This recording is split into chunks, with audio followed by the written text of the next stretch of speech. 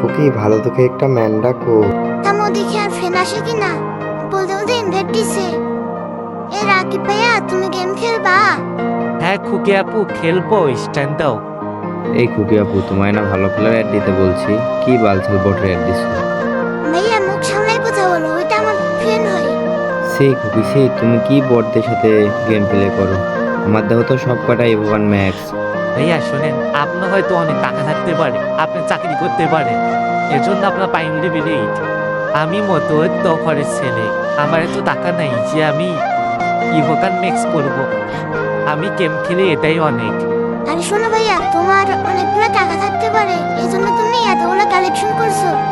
তাই বলে গরিবদেরকে অপমান করবা, এটা তো ঠিক না।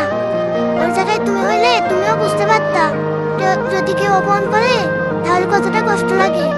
রাকিব ভাইয়া সরি, প্লিজ কিছু মনে করবেন না, আমি কখনো এমনভাবে ভেবে দেখিনি, আমাকে ক্ষমা করে দিবেন। না ভাইয়া, মন খারাপ করি নাই, আপনি নিজের উপর বুঝতে পেরেছেন, আমি এখানে খুশি হয়েছি।